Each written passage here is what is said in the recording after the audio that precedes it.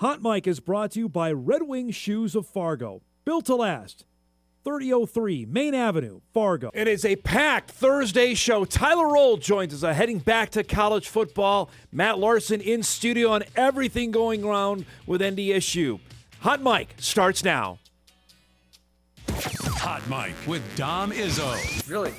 Really, Dom? No. I like what Dom's doing. Okay. Dom Izzo. Jeez, come on, Dom. What do you think I am, a magician? Yeah, I'm fired up, Dom. What else could I say? Absolutely. It was great to get on the field, and then Dom came up to me, and I'm trying to walk away from me. I just wanted to enjoy myself out there. Hot Mic. Great job.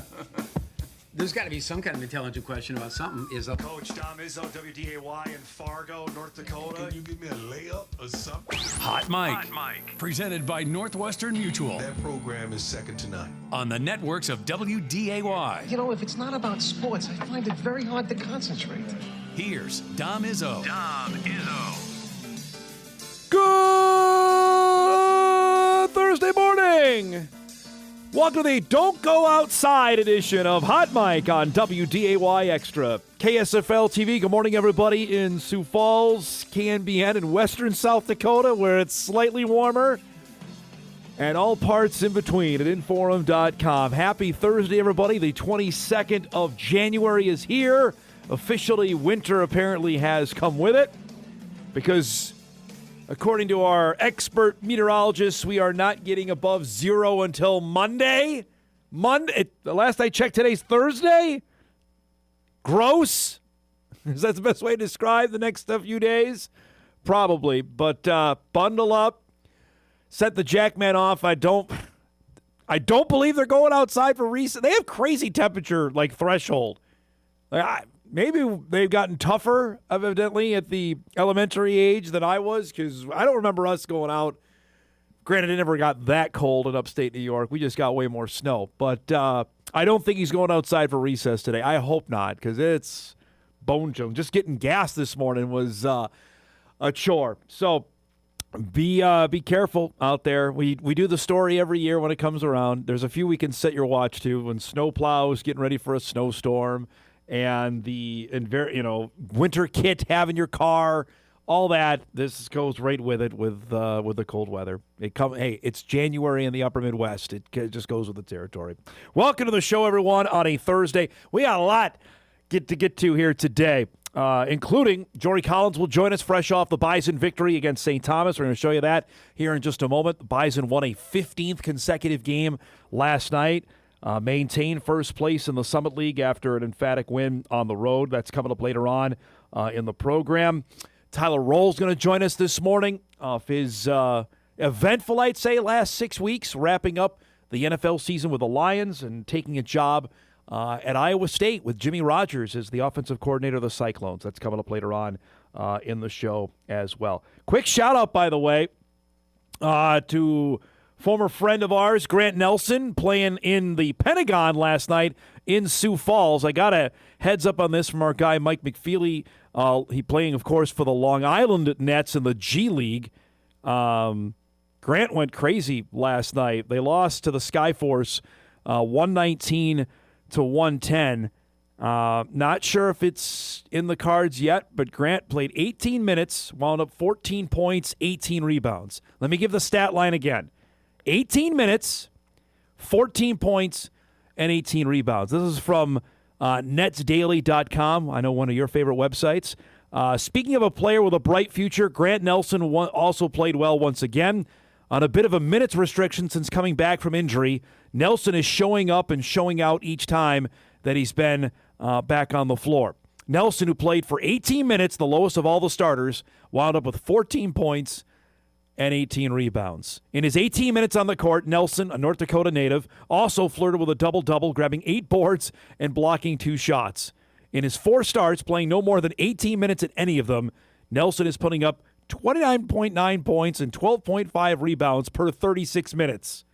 He's also shooting 71.4% overall, although he's yet to connect from deep. That's why he's got to do that consistently if he's going to get a chance to play in the NBA. Nelson will likely give the Brooklyn organization a choice to make about their two-way deals or even maybe their standard deals. So there you go. I know for our friends in Sioux Falls that were checking that out last night, plenty to go to the Skyforce games at the Pentagon. Grant Nelson's had some pretty good success in the city of Sioux Falls. I can think about the 2021 Summit League Tournament, the 2022 Summit League Tournament, the 2023 Summit League Tournament, specifically when he had 20-20 against South Dakota State in the semifinals to get the Bison to the Summit League Championship game in March of 2023. So he likes playing down there. So that's just a tip of what we got coming up here today. Let's get it rolling, though, with the game last night in St. Paul. The storyline heading in, obviously, for the North Dakota State women, how would they respond after the emotional win against South Dakota State with the excitement in the locker room, ending the 24 game, felt like 24 years, 24-game losing skid against a St. Thomas team that has scuffled. Bison put the hammer down early. Amelia Hobson drives with an and one. Carrington Asp off the bench, who's been great there with the mid-range jumper. Bison raced out to a 17-4 lead. Abby Graham, Kansas 3. Bison were rolling. They're up 13 at the end of one. Second quarter, Jossie Schiller got a step, drives and scores. Bison go up by 11. It was 39-26 at halftime. Molly Lenz in the corner builds the lead to 15. Avery Coonan had just her standard game last night. Was kind of quiet. This a nice pivot of the lane. Again, it's a 15-point lead, 6 minutes to go. Bison are going to hammer this game. Instead, St. Thomas got an opening. That's Autumn McCall driving and scoring. Cuts it to 7. Marissa Frost, this runner in the lane, makes it an 8-point lead. St. Thomas outscored the Bison by 6 in that third quarter. The lead is cut to 7 here. Frost goes into the corner for a big Abby Kraswinski 3. She had a huge cheering section there last night. The lead at 10. Coonan gets loose and scores there. Again, Bison push it back to 13. St. Thomas reels them back in. Jada Hood drains a triple. St. Thomas got within 6. Hood had 14 last night, but NDSU made its free throws. Coonan here sinks one. They got their last 10 points at the line and end up sealing a 9-point victory, 75-66, the final last night for a 15th consecutive win, their 17th win of the season, and their 6th in Summit League play. 75-66 the final. Coonan goes another double-double, 18 points, 14 rebounds. Marissa Frost had 13. Schiller goes for 12. More importantly, the Bison at the free throw line, 26 of 31 last night. That honestly was the difference maker. The Bison got to the line and made their free throws. They didn't shoot it very well, 22 of 52 from the field last night, just 42%. They were on point. And Coonan said it postgame with Andy Rickoff last night that they put the hammer down in the first quarter. She thought they put it in cruise control after that. But they get the win and get to 6-0 in league play. There were 3 other women's games last night across the Summit League. South Dakota State took out its anger, shall we say, against UND. Jackrabbits beat the Fighting Hawks. They squeaked by 52, 99-47, the final in Grand Forks last night. The other game was Denver beating Kansas City 64-54, the final in Denver. One other women's game, and that happens tonight in the league between South Dakota and Omaha. So here are the up-to-date standings heading into the game tonight. The Bison with a full-now game lead on South Dakota State. Of course, the head-to-head advantage. Bison are back home to start the first of 3 straight as they'll take on South Dakota coming up on Saturday. We mentioned the Coyotes. Maybe surprising. I think South Dakota is just a tier below where SDSU and NDSU are. Jackrabbits will go to Kansas City on Saturday. Oral Roberts sits at 4-2. They had the mini bye. Kansas City lost last night in Denver. Not a great loss for the Roos at 3-4. St. Thomas at 2-4. And then Denver, UND, and Omaha, who might be the worst team in Division I basketball. I'm not kidding when I say that. There's a record there. They have not beaten a Division I team. early projections would probably say it's going to be UND and Omaha in the 8-9 game to start the Summit League tournament in 6 weeks' time in Sioux Falls. That's where it's aiming right now. There was one men's game last night in the Summit, and you got to tip your hat to Eric Peterson's South Dakota squad. This is a team that, when we saw them play on New Year's Eve, had basically, they left Fargo with 5 healthy guys. They added a couple, and we had heard that, Greg Steeman and I did actually right before the broadcast, that at the semester break, looked like that Peterson was going to try and add a couple players, and they did. They got one guy back, but then last night, prior to the game with Omaha, Isaac Bruns is out. Their best player, leading scorer, averaging 20 a game with a foot injury, so he's out. That's 8 guys now for South Dakota that have missed time, and they're playing the league champs. They're playing at Omaha, and I know Omaha isn't what they were last year, but they're still tough to play down there. That dunk made an Omaha lead. Well, I don't know what you say about what this South Dakota team did. That's a big triple there to give them the lead. Cameron Fens was big last night. He had 16. Uzziah Bunton, who was really good in Fargo. There's Fens driving and dunking the big 7-footer. That made it a 5-point USD lead with 3 minutes to go. Omaha had a look to tie the game that they missed. South Dakota goes in with 8 guys and beats Omaha 68-64. The Coyotes are now at 3-3, and that's going to be, I'm telling you now, as you look at the up-to-date men's standings, we have 3 games tonight. The Bison men playing tonight in Denver. NDSU still has to go to Brookings. They still have to go to St. Thomas. They still have to go to Vermilion. You got to mark that down. And they still have to go to Grand Forks. That's why Richmond was the way he was with me on Tuesday. Yeah, it's a good start. 4 of their first 6 have been at home. And I mentioned they got all those places to go, not including the 2 games on their road trip, which are Denver and ORU. They play the next 3 to the Bison men on the road. Denver tonight, Oral Roberts Saturday, and then they have the mini bye, and then they play at South Dakota a week from Saturday after that. So that's where they're at here on the men's side. The South Dakota State men have a large one tonight as well. They've got St. Thomas. So that be something we'll be plugged into tonight. Big night of Summit League basketball on the men's side. So suddenly South Dakota might be in that mix as well to pay attention to. We know St. Thomas is there. UND has played well.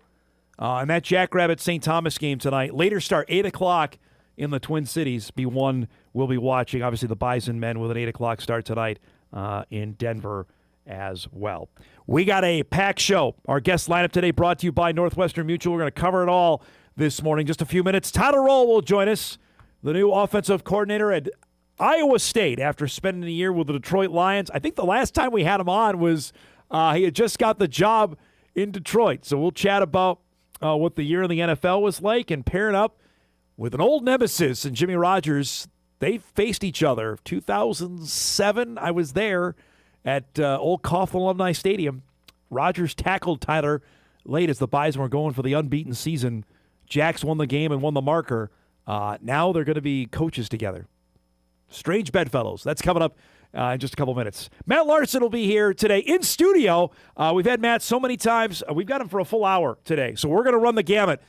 We've got a bunch of questions coming in. We're going to chat FBS, where things are at there. Polisic contract extension, what happened at the end of the football season, portal, you name it. We're going to get to it, and we got a bunch of questions coming in. So we'll try to hit everything we can with Matt for a solid hour here in studio. Looking forward to that. And Jory Collins will join us, I mentioned, fresh off a Bison victory last night. They got back early or late, however you phrase it, this morning, and set for South Dakota coming to town on Saturday. Now winners of 15 in a row. They're number 2 in the mid-major poll. Things are rolling right now for the North Dakota State women. That's coming up at 10:35. That, a heck of a lot more here on a busy Thursday. We'll take our first break. We come back. The pride of West Fargo will join us. That's coming up when Hot Mike returns on WDAY Extra after this. Welcome back, everybody. into the tundra here. It's -7, I think, and we're going the wrong way. But you know what? Like I mentioned earlier, it's mid-January in the upper Midwest. Suck it up, right? Certainly my next guest would certainly tell me that. I know he's told me that a few times through the years that we've known one another. And I believe the last time we chatted, about a year ago, he just got a job in the National Football League with the Detroit Lions. And, of course, we followed it. The title role is back in college football in Ames, Iowa, at Iowa State as the new offensive coordinator. I was joking with him off air, like, is this your same office? And he said, yes, you're right back at your old digs, man. Congratulations. Yep, right here. Thank you. It's been let's just call it interesting last couple months. But, everything happens for a reason. I know I said that, these last couple transitions, and I'm right where I'm supposed to be with the people I'm supposed to be with. So it's been a fun couple weeks here. So that obviously, T-Roll, is the big question that everybody had when the news came out. Like, you're in the NFL. Why would you leave the NFL to go back? So there you go. There's your question. Yeah, a lot of factors, right? Number one, I wanted to call plays. And, besides this opportunity, there were other opportunities. But this was the opportunity that I wanted. A number of things going into that, right? My family living here in 2024 and the people we met, the community, this unbelievable fan base, obviously great up in Fargo. I'm not taking anything away from that. But how welcomed we felt here, game day atmosphere, the level of football, like everything aligned. And when Jimmy called and was talking about this, it just seemed like the perfect fit. And, you want to win, and you want to win with the right people, and you can win with the right people. And from here and being here and convicted and knowing that this place can win, like you look at the landscape of college football and with what some schools, let's just take Indiana, for example, and what they've been able to do. And me seeing the people, the administration, the resources, the facilities, the support, the fan base, and all that into one, and knowing that is possible here. When you get everyone on the bus, sitting in the right rows, going in the same direction, everyone pulling the rope in the same direction, like there's special things that can happen. And that's why I'm here. It's all of that encompassing. Not everyone sees the family dynamics in all these moves, right? The schooling system, the youth sports, the people in the community, all of that. It's perfect. The friends, our friends, family friends, proximity to family. And now we're only 6.5 hours. Proximity to lake in the summer. I mean, it's all of it. Like this, we had a very special year in 2024 here as a family, and not to say last year in Detroit was bad. I was in 700 level football for one full year. And to learn all that, to be around those high level people, for me to add value to that organization, to feel valued by Dan Campbell, to feel valued by, the general manager, my position group that I have very special bonds with. I mean, it was a special year. But then this coming to fruition is an unbelievable opportunity. I guess you answered my next question. Did you enjoy your year in the NFL? Yeah, I did. Would I've liked to win more? Yes. But I learned a ton, and I grew a ton.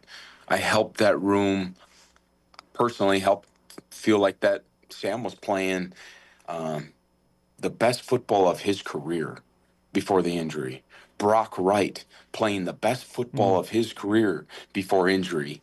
Felt like I had, a Minnesota native and Shane Zylstra playing at a high level and adding value. I think we played 9 or 10 tight ends just because of injury this year. That's wild. And it was an unbelievable challenge, but a challenge that I welcomed. And, we continued to work to add value to the offense each year. And, but then you learn from some true professionals, high-level conversations with Jared Goff, being able to see the DNA of St. Brown, Jameson Williams, David Montgomery, Ja Gibbs, see these guys work on a day-to-day basis. I think the best offensive lineman in the NFL, Penei Sewell. and seeing and being able to now take those lessons that I learned from that team, special team, that team, to then be able to add value to this offense, to the people that I come in touch with, just because there's unbelievable lessons. Like, who was the first one on the field every single day in Detroit? St. Brown. Oh, okay. On the jugs machine, 200 plus balls. The very first person who's sitting in the front row of the meetings, pencil, paper, eye contact, paying attention, asking questions. Jared Goff. I mean, you were around some very high level professionals, and so it was a year of a lot of growth, positive growth. Was there a pinch me moment? I think I asked you about this about getting the job. So was there a holy cow, I'm here, I made it? Oh man, I don't know, some of those game day atmospheres, like Sunday Night Football at Arrowhead, the first game at Lambeau, those were this is pretty cool. Monday Night Football at the Ravens, Yeah. and then we ran duo. I don't know, about 20 plus times. It was pretty good. Those were really cool. Those were really special moments. Moments you'll cherish for a long, long time because, I don't know, you always, every single day you felt valued. You felt like you were adding value, or you were a part of something bigger than yourself and not just another person. That's why it was so special. And Dan will get it going this year. I know that. So they're going to have a very bright future. There's no doubt about that. I have to ask, when you told your son, your oldest, that, hey, we got a chance to go back to Ames, what was his reaction? Shoot, it was my wife and I having a conversation, and he's overhearing, and he's making the decisions now. Because there was a couple other schools, and I always knew where my heart was. Yeah. And he, unfortunately, he's had to move a couple times here in the last 2 years. And he goes, "We're going back to Ames." All right, buddy, you're making the call. So no, this is a great place for him too, because you easily transition in. You get all your buddies. The day you move here, you got a sleepover with your buddy. I mean, it's all of it. I think there's some really high level people within youth sports. He's a part of a great baseball team, baseball program. My daughter's joining the softball now. My 5-year-old daughter, I can't believe she went to preschool on Tuesday. There you go. In gymnastics now. Now she's going to join the softball. So it's a really neat community, where, again, you're a part of something bigger than yourself. And Cyclone Athletics is it's a great place because of the people, the fan base, and everything that Cyclone Athletics entails. Everyone's going to point to the fact you're working with some former Jackrabbits. You're working with another Heckendorf. How excited are you about that? Yeah, it's always kind of been in the works. Yeah. I've always had great conversations with Keith, and it just aligned. He was at a point where he was okay giving up play calling to just coach the quarterbacks, and the value that he's added to me already from a pass game standpoint. He's a great asset, and just his wisdom. I'm not going to say he's old, but he's got great wisdom. He's a little bit older than I. Yes. And I'm not 40 yet. I'm getting close. I'm getting close to 40, but he's got such great wisdom and advice. I had that in a quarterback coach at North Dakota State for a long time, and a dear friend in Randy Hedberg. Mm-hmm. And he just someone I could lean on and just have some conversations back and forth with, and I'm able to do that with Keith. Who's the better of the Heckendorfs then? You played with Cole, but Keith was pretty good at St. Cloud State. Harlan Hill. Yeah. Harlan Hill winner. So, I don't know. Cole's pretty good. Cole's pretty fast. So, Cole played in the NFL for a while. He did. It's pretty good stuff. I only have a short amount of time here. I want to get a couple other last things in. Give me a great Jim Kramer story that you can tell us that comes to mind when I ask you one. You brought up that name. I got goosebumps. Got goosebumps. I called him right when I saw it, and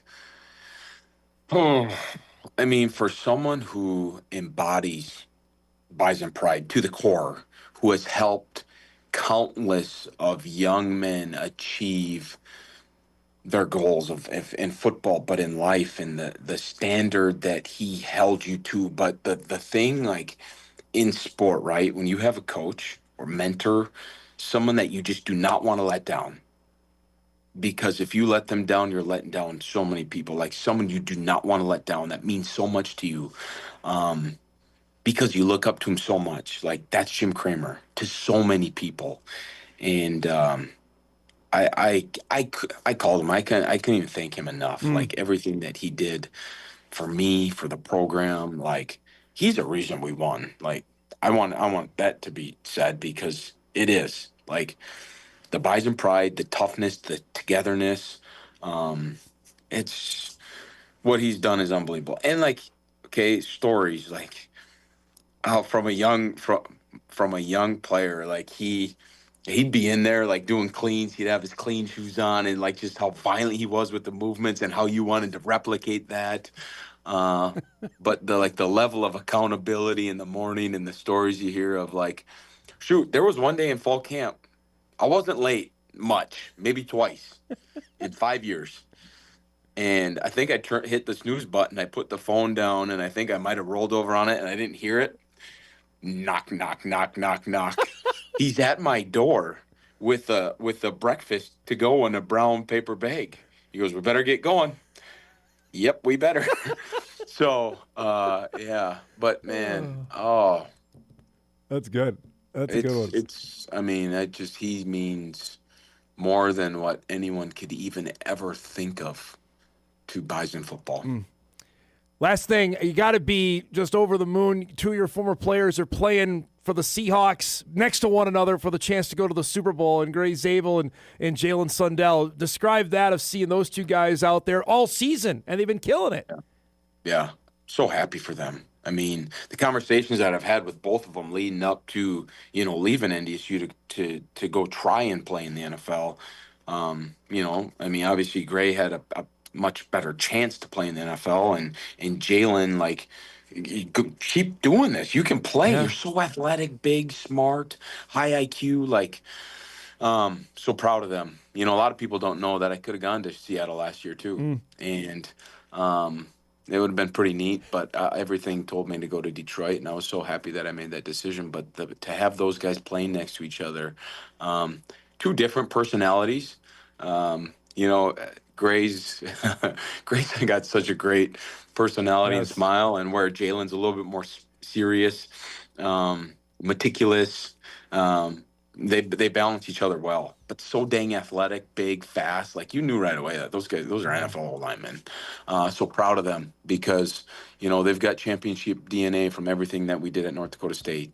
And the level of urgency and physicality that they played with to learn, to grow. Man, happy for them, because what an unbelievable opportunity that they have. It's great to see you, bud. I know you're short on time, and so are we. We'll do this again once you got your feet underneath you and get ready for the season, okay?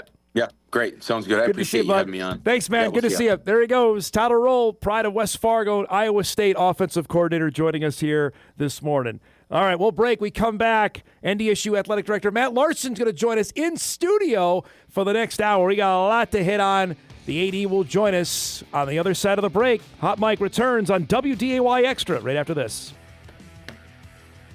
Welcome back, everybody. Hot Mike off and rolling. Jory Collins going to join us about an hour. Bison women won their 15th in a row last night, which makes our next guest imminently happy. We're really pumped to have NDSU AD Matt Larsen anytime on the show, but in studio. Welcome to the cave in here. Yeah, this is the first time ever. Yeah. I could have swore. I figured you like glass, top floor kind of penthouse studio. No, we're down in the basement. Yeah, but you know what? It's intimate though. Yes, I like it. It's got a good feel to it. And I asked you on the coldest day of the year to come out, so even more impressed that you stopped by. I appreciate that. I almost got frostbite on the way from the parking lot to the front door, but it was worth it. It's January. Honestly, because you're a New Yorker like myself. I mean, we don't deal with this. Like, we get, like, where I'm from, we get a ton of snow, but not cold like this. No, this is pretty extreme. Yeah. And now I will say, now again, 40 below, you take it or leave, right?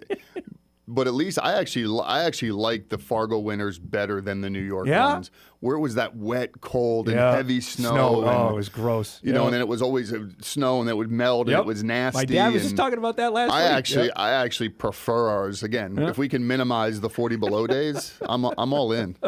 I really appreciate coming in. We got a lot to get to here over the next hour. Let me just start with Jory's team here, because you and I have had so many conversations in the past on women's basketball and where it was at. So now here you are. Are you gloating a little bit in 2026? Like, hey, this is a lot of work's paid off, and we're in good shape right now? Well, I mean, it is. I mean, and it's been a lot of people doing a lot of things to get us here. And, you know, I go back to when we hired Jory and the idea of wanting to bring somebody who had head coaching experience, that had built a program, had success at a high level, and he did that. And you know, I know from day one, his goal was, okay, how do we win the Summit League tournament? And knowing that SDSU, who's done an unbelievable job, is going to be in the way. And so I think last weekend is, again, we still have a long way to go, a lot of season, but that was a really good sign of where our program is. And you know, Jory and I were talking yesterday of just, even from last year, a lot of the same parts, but just the way we take care of the ball, the level of confidence we have in there, our system, we're playing at a really, really high level, and it's been fun. And even, you know, you look at last night's game, you know, coming off a really emotional game at SDSU, but just find ways to win, take care of the ball. All the things that, you know, maybe have plagued us in the past are starting to all come together. Combined with Dave's team's 12-0 in the Summit League. I mean, you and I also have plenty of conversations about people coming out for basketball. They did last week. Like to see, I mean, they're winning. I don't know what else you can do now. And not only are we winning, but I think when you look at, if you're a sports fan, it's about, you want to also see entertaining competition too. And I think both of our teams are fun to watch. They're high level, high pace. We have some players on our men's basketball team that we haven't had that type of player at NDSU, and that's not to say we haven't had good players, but just a different level of athleticism that I think we're seeing now, and it's a fun brand of basketball to watch. We're defending our tails off. There's some high flying, but we're also finding ways to win in a bunch of different ways. So both, I mean, credit to both coaches, both staffs, both groups of student athletes who are just playing at a really high level right now. 3,300 last Wednesday, I thought was really good. Almost 3,000 on Saturday. Is there anything you guys did differently in marketing to address this year? You know, I mean, we did some things. I mean, we continue to try to just pull different levers to try to unlock some folks. I mean, certainly winning is a big part of it. And I think, honestly, both teams having success is contagious a little bit from a fan base perspective. So I think that's been good. You know, I never think giveaways are the end all be all, but I mean, people are clamoring after those replica jerseys or whatever. So we're going to do it again for a women's game here. But I also think too that people, when they came out, man, this is fun. Man, it's a great atmosphere. Man, we got to do this again type of thing. And so we saw it kind of carry over. And, you know, hopefully down the home stretch, I mean, we got a big one on Saturday for the women. You know, USD's playing at a high level. They're kind of back a little bit. I mean, they had a little bit of a dip. So that's not a walk in the park. And I think people are realizing that fans can make a difference in the Shack. When that place gets loud, boy, it's a great home court advantage. Experienced that last year in the WNIT. I really thought that those three, the last two especially, with Washington State and Troy, it was like, wow, this is what it can be regularly. And I say that on the show all the time. And I got some pushback last week from fans saying, well, the attendance is pretty good comparative to others. But my thing on this is, why can it not be that all the time is what I ask. Right. And I'm sure you guys are asking that too. And I think so much we don't necessarily always try to compare ourselves to others. Right. How good can we be? How good can we have a home court advantage? You know, because there are some other mid-majors who, you know, are consistently doing that from the tip-off of non-conference through the end of the season, and just the tone it sets. And, you know, especially at NDSU where it's hard to get home games. You know, if we can get them and we can, you know, try to protect home court and win those games, boy, that really sets you up for success down the road. I was saying that on the broadcast that Dave's team beat Southern Illinois, Jory's team beat Tulane. Good luck. I mean, the game's going to get awfully harder now after getting those two wins. You know? Absolutely, and that's the hard part. I always say basketball scheduling is the hardest, and partially because administrators handle football scheduling, right? So there's not you talk to men's basketball ADs, nobody can get games. Well, if nobody can get games, that means there's a lot of availability. But it's, I don't want to start at your place, or you know what, you're too good at home, and good Lord. It's tough, but yeah, especially when you have two teams who are playing well, it's going to make it that much harder. I got to feed this one last week. It blows my mind. So the games are on TV, so I want to go. And that was a thing I remember like 20 years ago. I don't get that one, because that's directed at we love broadcasting the games, but that I don't. The availability, I guess, and that's with all sports. It's not college. Yeah. Pro sports are fighting that as well, of getting butts in the seats right now. I still think, there's something to be said about, it's great sitting on your couch and watching in the comfort of your own home. To me, there's something about being in venue, the atmosphere, the game, and more than anything else, knowing as a fan, if I'm passionate my team, I'm not having a huge impact on my couch in West Fargo. I'm having a pretty big impact. I bring my whole family, and we're there, and we're loud, and we're into it. I'm having an impact there. And so that's what I would just challenge folks is, again, I know it's not easy. It's a lot of games, all of those kinds of things. But the impact that you have in those venues in person is huge. I want to hit a bunch of topics. You just got back from Washington, D.C. for the NCAA convention. Was there anything headline out of that you guys made headway with? Because there's about, 1,000 things right now on the NCAA's docket. Yeah, no, so fortunate to be on the D1 cabinet, which is a new part of the new governance structure. It's outside of the board of governors or board of directors, which is your presidents.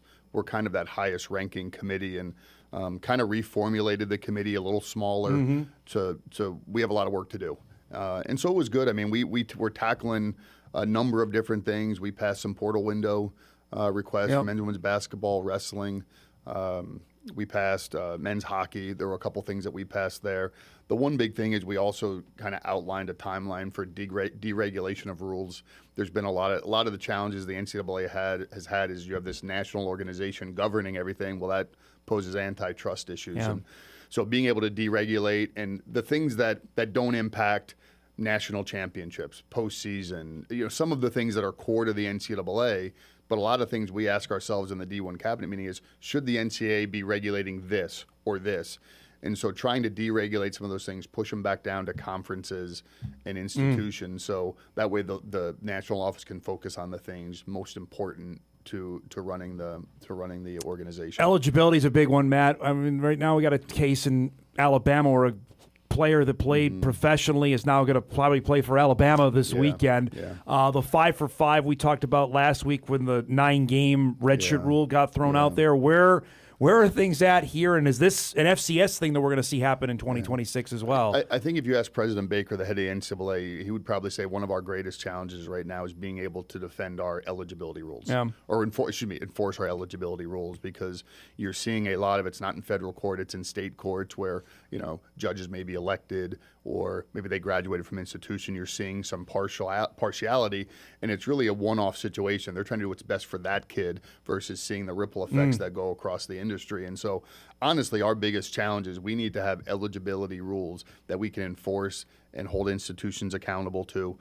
So whether that's Congress supporting that at some level, and there's been a lot of lobbying to Congress, or whether or not as a D1 cabinet or as an organization, we can create defensible eligibility models as we move forward. So those are the things that we're tackling, but that is front of mind for NCAA staff, for the D1 cabinet, a lot of ADs across the country, and presidents of how do we solve that piece, because then that helps. The ripple effect from getting that in place will help. Is the 5-for-5 realistic? Because there's so many legal cases out there, and for viewers and listeners that don't know, that means you get 5 years to play 5. There's no more medical red shirt. There's no more red shirting at all. That's your clock is 5 years and it starts right away. Yeah, and potentially no waivers. And yes, because part of what our issues are, we have a lot of waivers. But I think the national office will tell you it's going to be really hard to say, okay, absolutely no waivers ever, because there's always just unique situations. There's going to be circumstances surrounding an athlete. The other issue with 5-for-5 too is, there are some, it's not as simple as just flipping the switch and say we're going to do it. There are some legal risk there, based on the classes that have over the last 10 years that didn't have that opportunity and could say they have a case, an antitrust case. So there's just a lot of moving parts, and there's not just one. If it was a simple solution, we would have done it 6 years ago. So there's a lot of moving parts. There's a lot of legal risk to a lot of these things. So trying to get to the best place. Would the FCS sign off on the 9-game redshirt rule? Would that happen as early as this fall? I think, again, that came out of the AFCA convention, the coaches meeting. That's not something that has been talked at nationally at a high level right now. I think there'd have to be a lot of conversation that would go into that, the pros, the cons, pluses, minuses, all of those things. So I would be hard pressed to think that we would see that this fall. But, but again, we'll see. All right, let's break. We'll get a couple more questions in this first hour. We got much more coming. Matt Larsen joining us here in studio till about 10:30 this morning. Back on Hot Mic. Wrap up hour one right after this. All right, wrapping up our first hour. Back, Matt Larsen joining us here.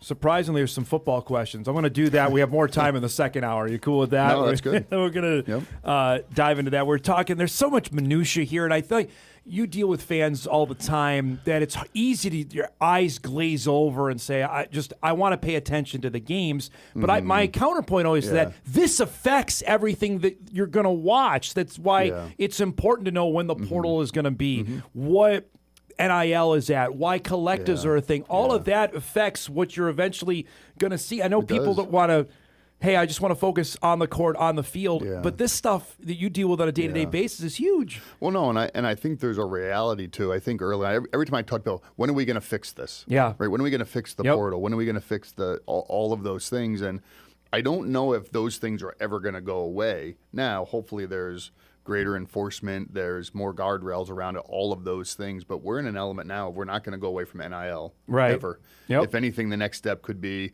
employment through certain sports. So it's just a lot of pieces, but all of those things do impact our ability to retain players, what the roster is going to look like a year from now, and all of those things. And then just fan engagement. I mean, it impacts all of that stuff. So those things are, when people ask, what are you spending your time on? It's fundraising, and it's all of those things that really, I think, my job has shifted significantly to those things versus what it was probably 10 years ago. We're about 7 months into the Green and Gold Collective. Describe how the launch has gone.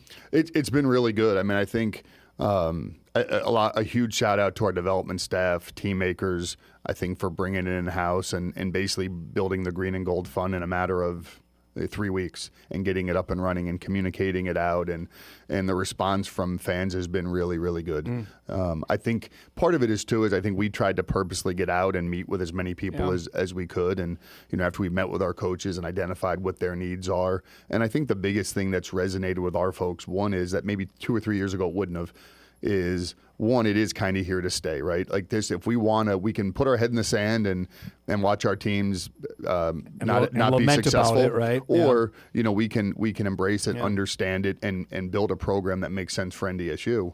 And I think the other thing too with all of our coaches, there's an element of you need to earn it.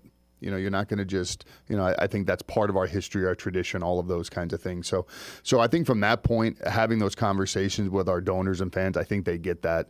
And so they've showed up. And so there's opportunities, whether it's a monthly subscription, support a particular sport, support general, or, we've met with some donors to do just some one-time gifts or recurring gifts throughout the year. And it's been really good. Again, we still want to continue to grow it. And, there's plenty more opportunity there. And so encourage folks, if it's something you're interested in, because I think we are doing some really good stuff in terms of the level at which we financially support our student athletes. I encourage folks to get on board. Is there a age range that you found so far in this? I know, is it an older fan base? Is it more the Gen Xer or is it kind of a wide swath you're hitting right now? It's pretty much of a wide swath, I think. And even when you looked at folks that were members of the collective, that was probably, I would say, probably a little more towards the younger side. And I think now it's probably a little more open up. I would say it's a pretty diverse group of folks.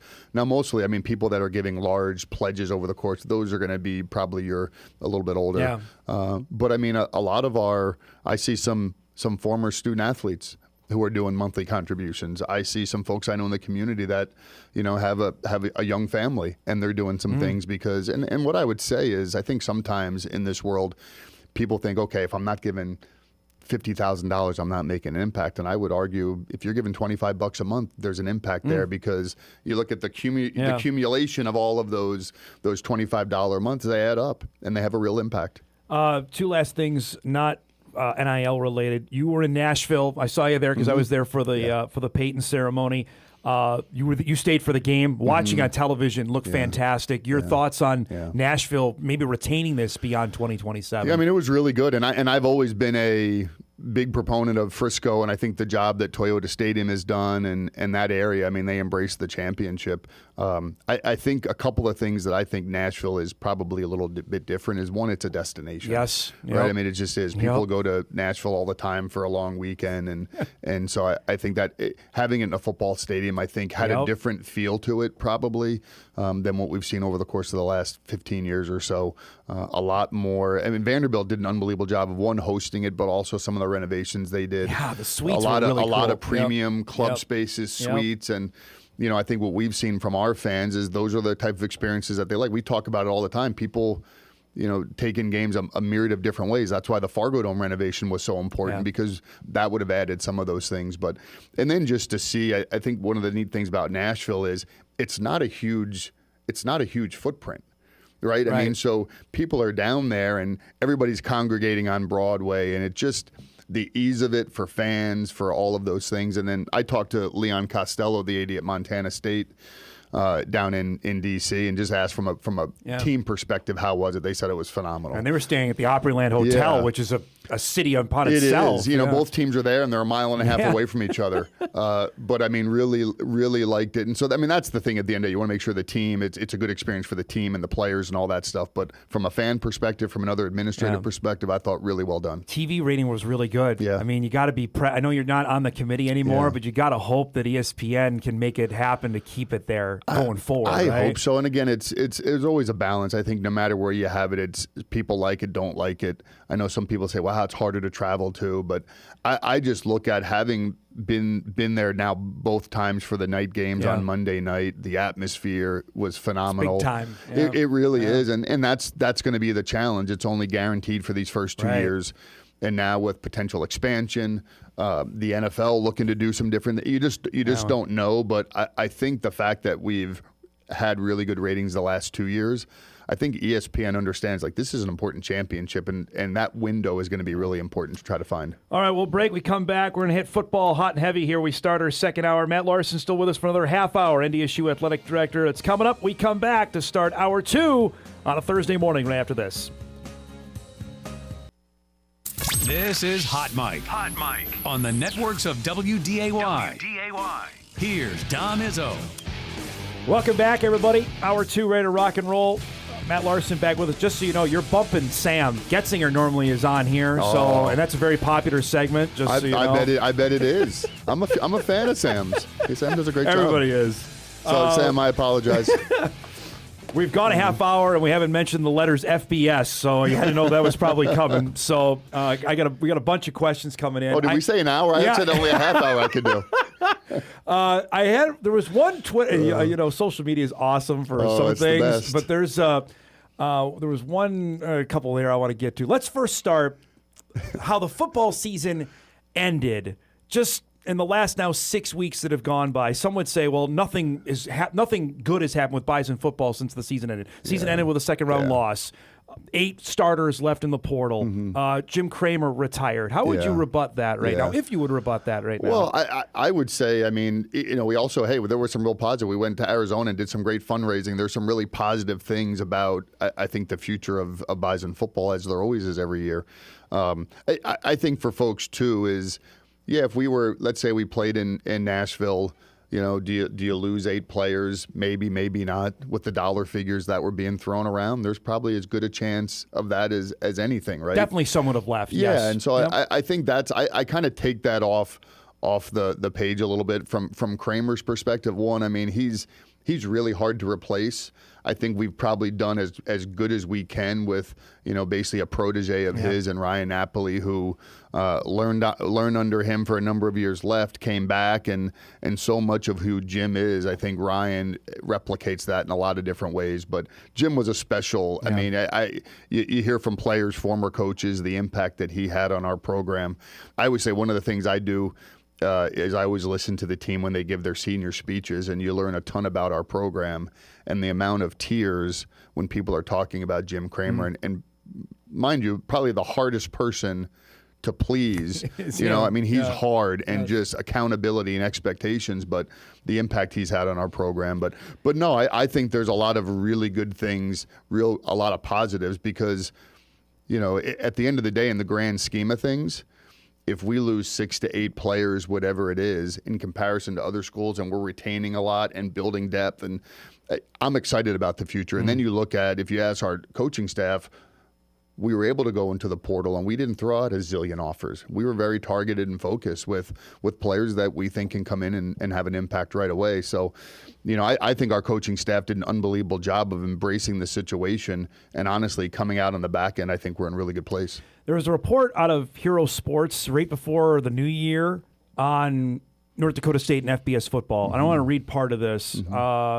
From Casey Smurthwhite, who reported this, says, my overall pulse after talking with multiple people is largely unchanged from several months ago. One side of NDSU's campus is fully engaged and exploring the idea, while the other side is not there yet. The key words are yet and no. I'm not going to specify which side is which. Can you address that? Yeah. Well, it's interesting because I think I'm sure I've never had a conversation with this gentleman before in my life. Okay. So I would be really, really curious who his source is and who he talked to, because the one thing I would say about myself and President Cook, we've been in lockstep in terms of the direction of NDSU athletics and what our focus is and where we want to head. So I just think it's really interesting. That's why you opened up with, social media is that, there's a lot of misinformation and out there. So I don't know where that came from. So I'd be curious to hear from his sources or from him where he got that from. So give us an update. Can you tell us on what NDSU's position is, FBS, Mountain West, anything changed there? Well, I would say in terms of our position is, I think both myself and President Cook, we want to play at the highest level, and right now the highest level is FBS football. And so I think the things that we've done over the course of the last decade have positioned us to be able to do that. And if there's an opportunity, I think it's something we would absolutely explore. If there's not an opportunity, we're poised to continue competing at FCS at a really, really high level and compete for championships. So I would say in terms of our position, it hasn't changed at all. And our interest of at least exploring that is as strong as it's ever been. Can you tell if the Mountain West called Dr. Cook or yourself? No, they have not called Dr. Cook or me. How frustrating is it to deal with these questions constantly? Especially for me or McFeely, because those are the two asking on it. Well, so. I understand why. Because I'm sure you want a different answer. I would love to give you a different answer here at some point, whether, hey, it's never going to happen, or we got an invite, we're going, right?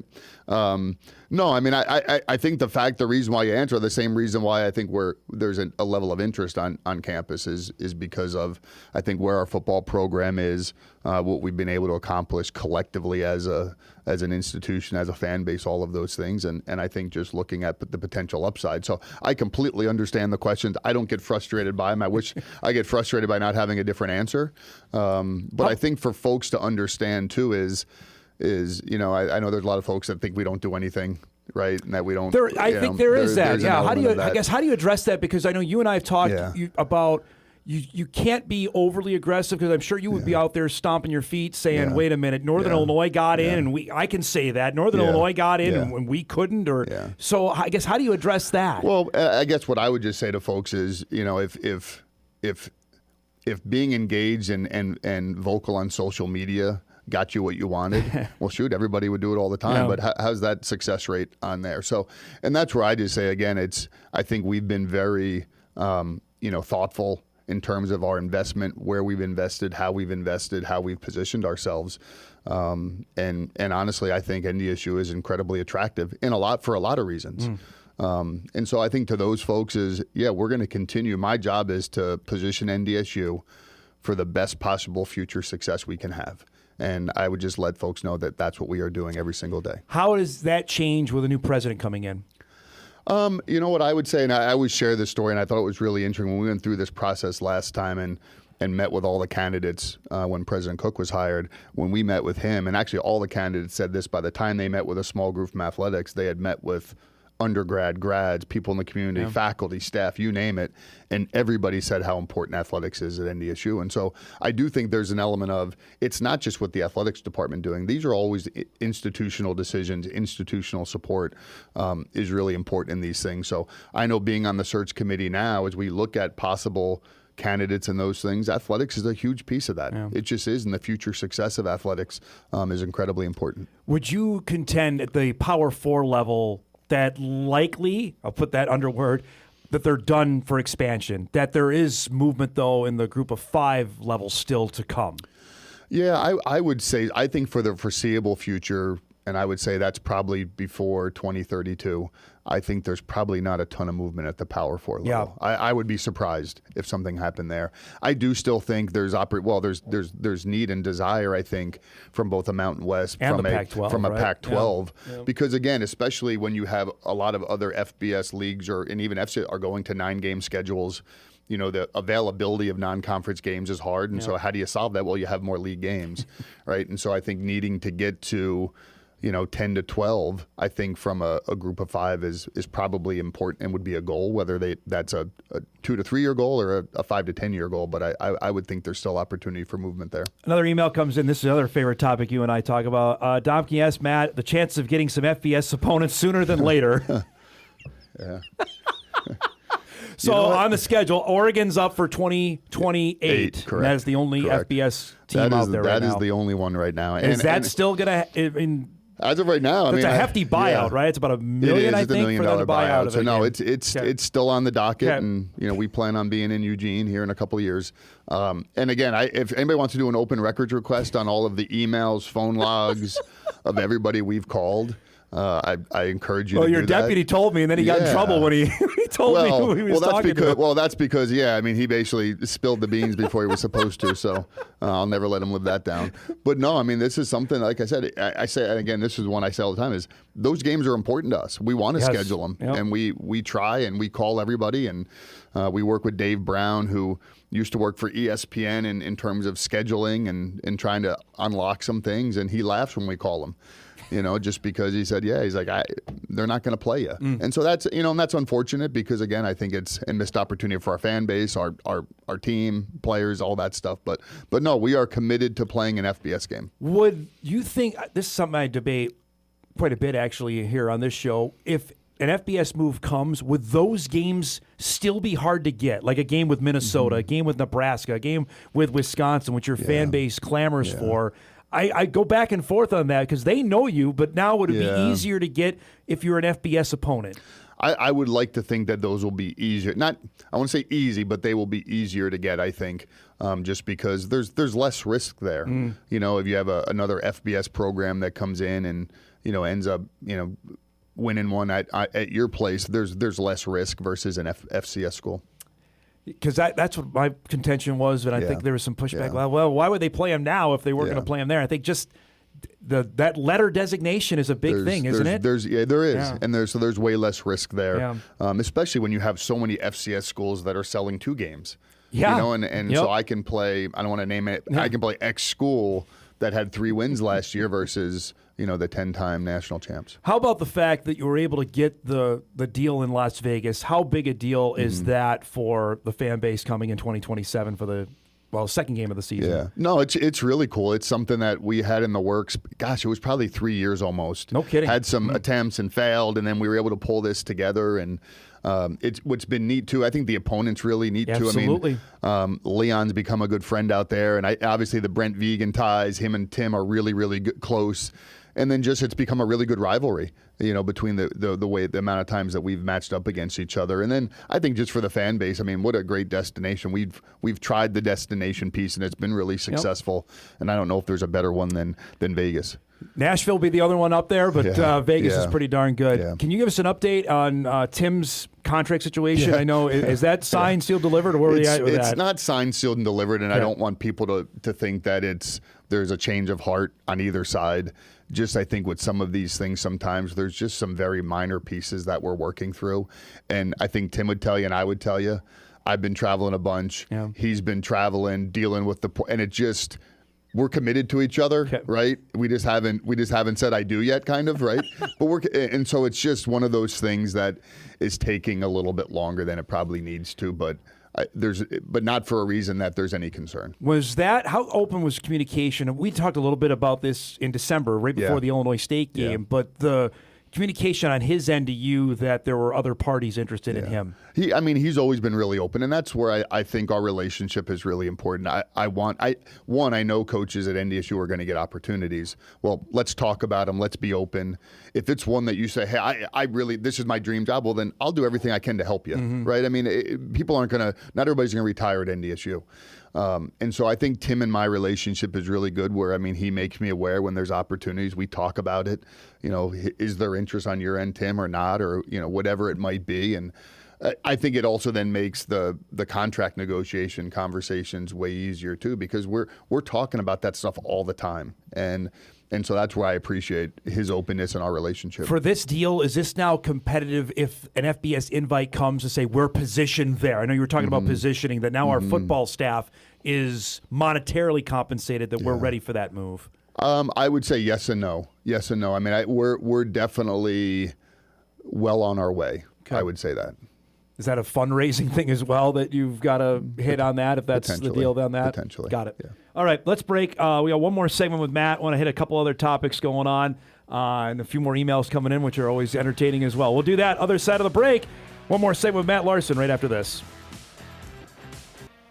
Oh, if only we could broadcast the off-air stuff, right? That's the, that's the good stuff.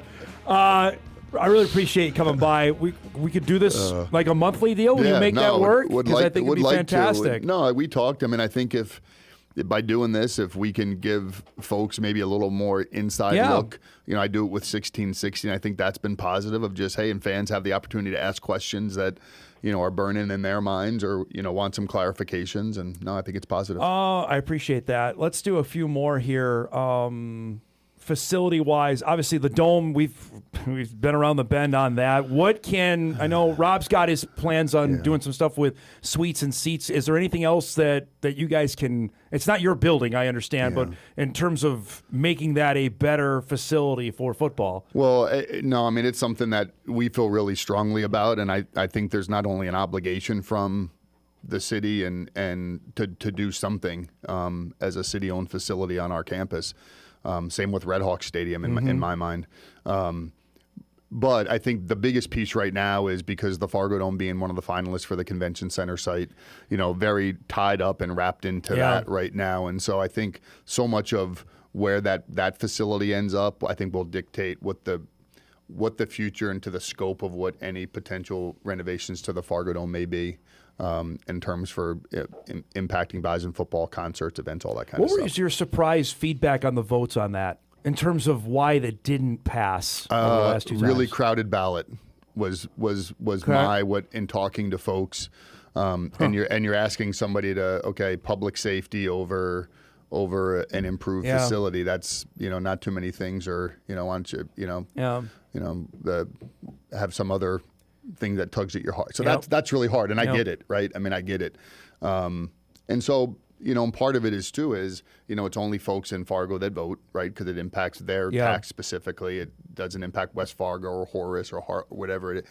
So it's just a very small group of folks. And I think, people rightfully so want to keep taxes down. Yeah. And just to me, the building is so much beyond what it is for the 8 or 11 dates you use it for, 6 to 9 dates you use it for football, that it just, the cost of, and I can say I live in Moorhead, so I don't vote, but it just would seem like a slam dunk to me to make this happen. And the only thing I would say is what's the alternative? Let it fall apart like the Civic Center has, right, until you have to tear it down. And so to me, it is iconic in a lot of ways in our community. It's a symbol of a lot of the things that we do, and why we would not try to improve it is beyond me. Yeah, preaching to the choir on that. So open up 2026, Incarnate Word in San Antonio. Yeah. What do you know about any potential travel packages or anything in the works for that for fans to start the year? We're definitely looking to that. I know Team Makers is looking at doing some flight options and those things like we've done in the past. Again, that's another travel spot. Honestly, one of my favorite cities to visit is San Antonio. Okay. I love the Riverwalk. I could eat Mexican food all day, every day, 3 meals a day. And so Colin wouldn't like that, but you can try. No, but I think that'll be something that'll be of great interest. I've actually talked to their AD, who I think they only have 6,000 seats, is actually potentially looking at bringing in some temporary bleachers just to accommodate NDSU fans. So, I would be if I wasn't working in the administration and I was a fan and couldn't get a ticket, I'd probably go down and try to get a watch party on the Riverwalk somewhere just to be down and be a part of it. But no, that'll be a fun weekend. Email comes in. Dom, can you ask Matt the summit plans with Denver moving on? What do you know on that of any potential candidates looking to add to the league? Well, I think first off, I think from an AD and a president's standpoint, I think we have a really good group of ADs and presidents, regardless of the institutions they represent. I think, and then when you actually pull the institutions, I think when we look at the 8 or here, now 8's not an ideal number long term, but if you have 8 that are committed and feel good about, then I think from a geographic standpoint, there's a lot of there's some good things that we can do. And so I think more than anything, presidents, ADs, even the league would probably say, yeah, expansion and getting to maybe a 10 or a 12 is important, but we need to be really thoughtful and not just do it to do it. In my opinion, I'm not speaking on behalf of NDSU or the Summit League. I think historically we've had schools in here that it really was a stopping point for them, and that's why we've seen so much transition. And so I think selfishly, from NDSU's perspective, if we could get schools that are coming in and are in for the long haul, to me, that's what's going to provide stability. Otherwise, we're going to be up to 9, down back to 8, to 10, to 9. And so I think just being really thoughtful is our goal. I know the Summit League tournament put it up for bids on potential other sites. I think Minneapolis was reported as one of them. Would you like to see that tournament move like the FCS championship moved? To me, it's delicate because one, if you look at from an attendance, from a revenue, from a distribution back to campuses, it's one of the best basketball tournaments in the country at any level. And so that's critically important. And I think if you ask student athletes, they love the atmosphere, even though people can argue, it's mostly blue and there's red and whatever it is. And I would say, well, let's challenge our fan bases to travel, right? I mean, if this is a year, we're right now midway through the year, almost at the midway point in conference, both of our teams are in first place and they're undefeated, I'd be booking my hotel rooms down in Sioux Falls and get my tickets to the Premier Center. It's one of my favorite weekends of the year. It's unbelievable. Yep, it's great. I love going to it. It's a great environment and atmosphere. So the only thing I would say in terms of thinking about moving it is we have a really good thing. Can we replicate that in other places? And maybe we can. Maybe the answer is yes, but there's a lot of pieces in there other than just location. It is revenue generating opportunity. It's all of those things. On your to-do list when you get back to your office, what's 1 and 2 right now, things you're working on right now? Oh, shoot. 1 and 2. Right. Well, 1 is fundraising. 2 is probably fundraising. No, those are just, that's really important to our livelihood. And then honestly, I think digging into some of the things we're doing from a cabinet level standpoint at the Division I level, just because I think we can really make some impactful change. You think by this time next year we have resolution on anything eligibility or the college football calendar? I think we would like to. Yeah. That's the goal, and I think it's an aggressive one, but I think there's some committed groups that want to see some headway there. Be nice, because I think football's never been more popular. College football's never been more popular. Right. The rating for this, I'm sure, will come out later today. Is going to be crazy for the game Monday night, and that's the thing where the product is great. It's just everything around it is completely messed up right now, and that's where I think someone in your position, like this is we gotta figure out what we're doing here. The adults in the room have to come together and put in some rules in place that we can enforce, and then everybody in the room has to follow them. Because you have the best tournament around. The NCAA basketball tournament is the best sporting event that we have, and to mess with that, because I know there's been a lot of saber rattling with that. I would hope that never comes to fruition, because that's perfect as the way it is. No, even if they want to go to 76, they're going to go to 76. Yeah, it's really, really good. It's something that, again, whether you're a casual fan, you don't like basketball at all, you're filling out a bracket. Yeah. Right? I mean, and sometimes the ones that people have no idea what they're talking about, they end up doing okay. So I like the color of their jerseys, so I'm going to pick them. And but it's so far-reaching, the level of engagement, and that's why it's so popular.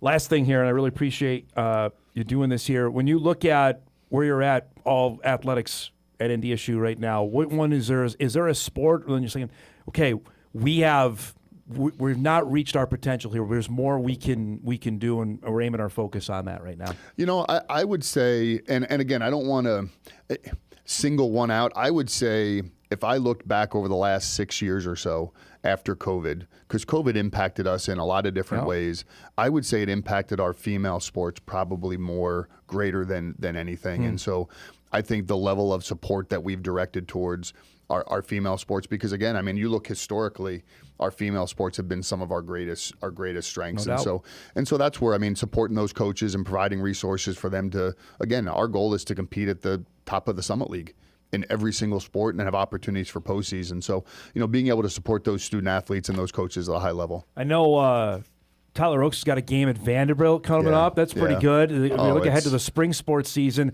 Mueller got a trip to Hawaii or Mexico, anything? He normally does that. No, he's going to Alabama. And I think that's right. Right now, I'm supposed to. I usually try to travel with them at least once. But we might have some president search committee stuff, but looking to go there. And no, I'm excited about Tyler coming off last year. I mean, a lot of new faces there, but it's amazing though. I mean, I think just they do a great job of recruiting players for our program, understanding all that stuff. So, no, I'm excited about the spring. It's going to be here pretty soon, and maybe some nice weather, well, too. Hopefully maybe the next time you come by, it's not going to be negative 30 outside.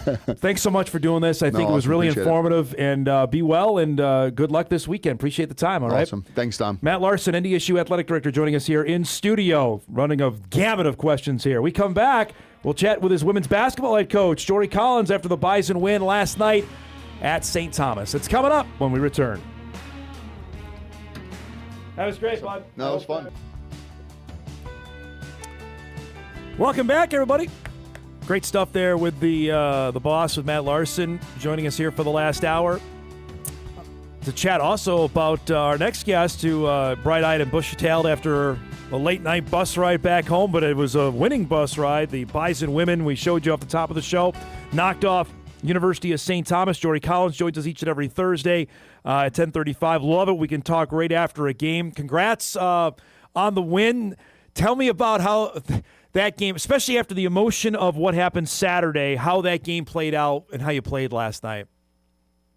Yeah, it's just one of those things in sports, Dom. You get a big emotional win on Saturday and have a great day, and the aftermath of that is all the attention and accolades and interviews and talking about it. And obviously as a coach, you're like, okay, great job. We need to move on and be prepared for the next one. And I thought our girls did a great job. I thought we came out last night and played great in the first quarter. I think, emotionally and maybe even a little physically, our tanks weren't as full after the weekend, and kind of spent ourselves a little bit early and kind of got into cruise control. But, I think that's to be expected a little bit. I think that's human nature a little bit. Regardless, winning road games is tough, and I'm proud of our group for going and getting it done. Now, you're not going to apologize here, by the way. They're 8-0 on the road. Describe what goes into that. One, I think I've said it multiple times. We have a pretty connected group. So the way that we travel together, eat dinner, have meetings, all that, there's just always a lot of laughs, good conversation. The fellowship is just good. And that always keeps you in a good mood and keeps things light. I think our consistency and preparation, Dom, of just being fairly regimented in how we do things and the timing and all this allows you to be consistent in your approach to things. And then obviously you got to have good players that can go out and get the job done. And, it's been fun to be on the road with this group. I don't want to speak too much out of school, but I remember you being on the show three and a half years ago telling me it was a grind of just being around the team. Does that speak to what you're just talking about just the being around a group that can go a long ways? Yeah, 100%. Different teams, different years, different personalities. It changes often. And the people that you bring into your program, forget about basketball. The people that you bring in is as critical as any piece there is to being a successful team in any sport. And we are just very, very blessed to have a very quality group of young women. I heard did the Kraswitskis put you guys up on Wednesday night? What was Yeah, what was great on the meal at menu? their What was on house. the menu? Yeah. They order from this really good Italian place. I like it already. Here we I go. can't give you- AK would know the name, but I think it's fairly close. And there's like 3 different kind of pastas. There we go. Salad, breadsticks, big dessert bar. Let's go. Always make sure I got a cold beer ready.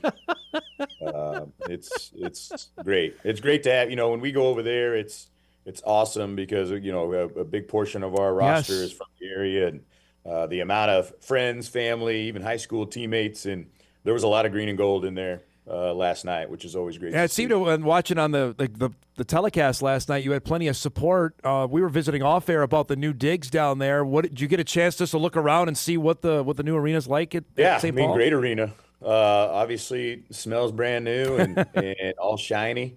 I thought it looked great. I didn't get a chance to go around the concourse or get behind the scenes, see the weight room or anything like that. I know our locker room was fine. Court looked great.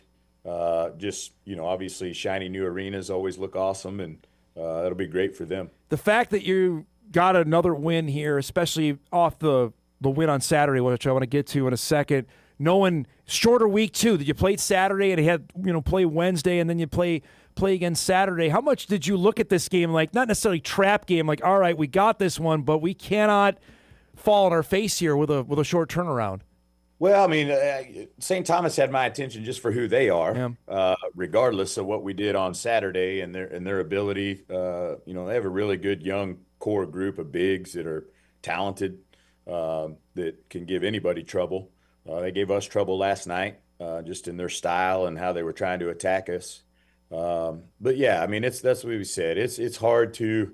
As a coach, I was ready to move on Sunday morning, as soon as I went home and celebrated that win. And, I was right on saying, hey, we got to get ready. We got to get ready. And our players know that. We're not an old team by any sense, but we have had some more experience in our program, and they know it too. And they're starting to feel those things. They're like, okay, we got to move on and get ready for the next one. And like I said, I thought we played great in the first quarter. I thought we came out. I think we were up maybe 9-0, maybe 12-2, something like that, and just kind of rolling there a little bit, and just got a little stagnant. But the mentality of trying to move on and do that, I think they did a pretty good job. All right, so now you'll forgive me because I haven't had a chance to talk to you to talk about Saturday, but just the way that the team played, and you talked to me about it last week, that we know exactly what kind of environment we're going to get ourselves into. We have a different kind of team. Even when, Jory, they got it to 6 late in the fourth quarter, it seemed like nobody was rattled. Can you describe that of how the team just mentally went out there and played Saturday? Yeah, I thought going into that game, Dom, I knew we were going to be ready to play, and I thought our competitive spirit, I thought our will to win, all those things that maybe, are hard to measure sometimes, were at an elite level that day. We didn't play great basketball, honestly. We didn't execute particularly well, but we were first to a lot of basketballs. Our competitiveness to just go out and get after it was great. And you got to be that way in that kind of environment.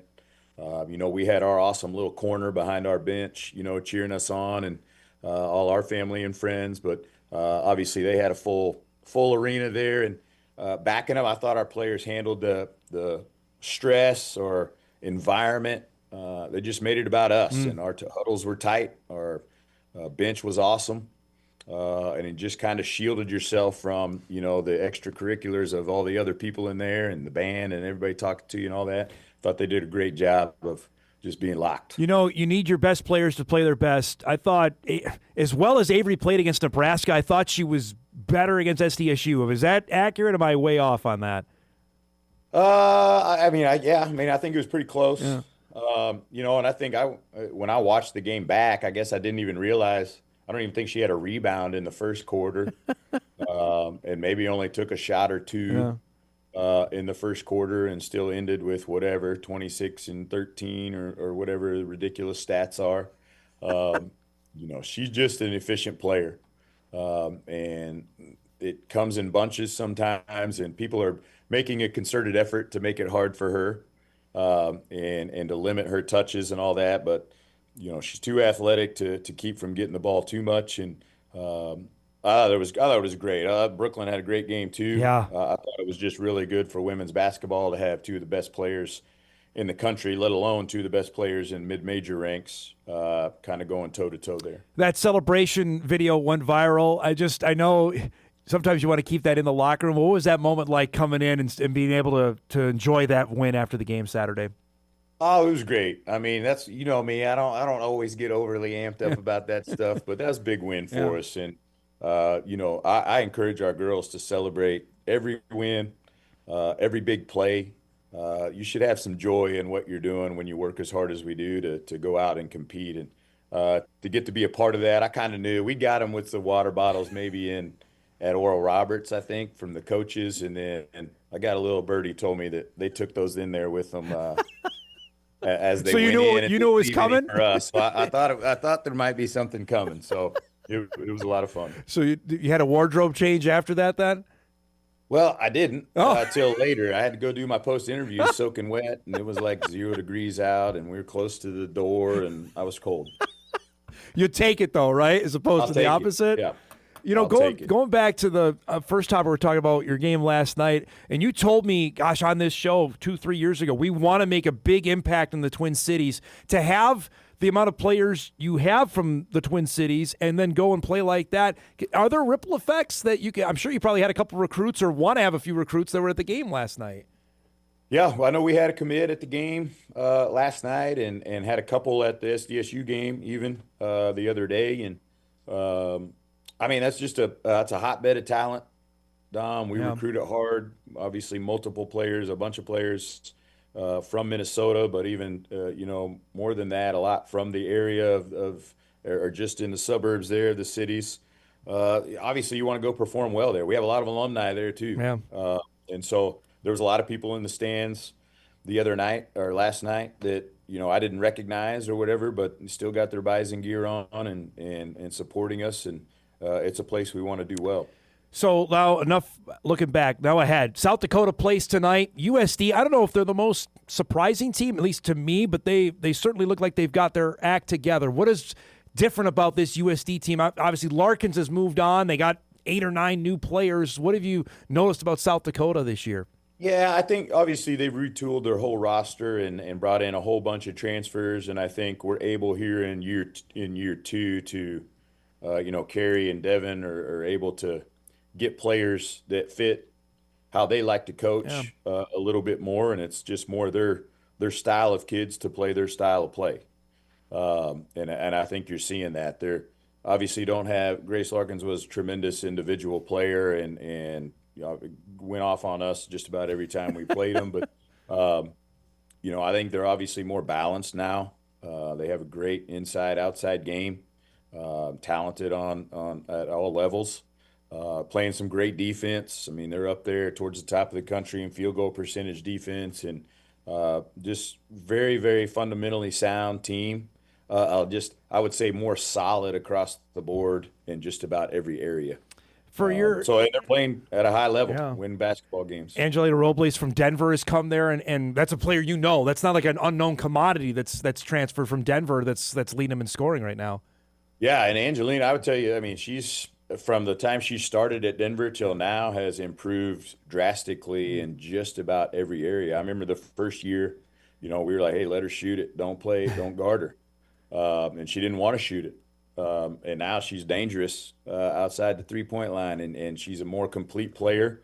Just with her experience and time of working in college basketball has gotten better and better, and has been, awesome for them. Last thing before I let you go, I know you're in the submarine, but over the last week, especially what happened, have you noticed more chatter, more noise around your team? Are more people excited about what's happening with your basketball team? Oh, I think so. I think, just a little bit. I get more text messages. I get more emails. I get more people in the office, saying, hey, great job last night or last weekend and all that stuff. So, those the rivalry, SDSU, all that, just with the universities and all sports and all that's a big one. It just gets everybody's attention. And Last Saturday I had 121 text messages when the game was over. Last night I had one. So that tells you, the difference in some of those games. But we try to have tunnel vision, Dom. Yeah. I know you know that, especially me, and just let's on to the next one. And if we end up having a great year, I'm going to celebrate when the year's over and the work's done. Right now, it's just what's the next step. You know what? No, Matt, I normally text you I was going to text you, make sure you were good to go here. So I could have been 2 for your text after the game. Could have been number 2. Congratulations on the win last night. Enjoy it. What do you got going? You practice today? You got the day off? What do you got going today? Practice. We get this afternoon. Okay. We'll get together. Okay. We'll probably be pretty light today. Okay. We got back late. A lot of people had class. We'll do a lot of film. We'll get on the court for sure, but we're not going to get after it today. We will tomorrow. Thanks for the time as always, bud. We'll see you on Saturday, okay? Okay, thanks, Dom. Jory Collins joins us each and every Thursday, 10:35. North Dakota State, the women's basketball team. Let me just say this again. Has won 15 games in a row. They are 17-2 on the season. They are 6-0 in the Summit League. If you would have told me that 6 years ago, no way I've ever believed it, because the Bison women were terrible. The fact that they are this good, we're talking about them as a potential at-large candidate for the NCAA basketball tournament, you could knock me over with a feather on that one. Unbelievable. All right, we'll take our final break. We're already done. Thursday show wrapping up. Get you ready for a busy Sports Thursday. Set up for a Friday spectacular. That's coming up when we wrap up Hot Mic after this.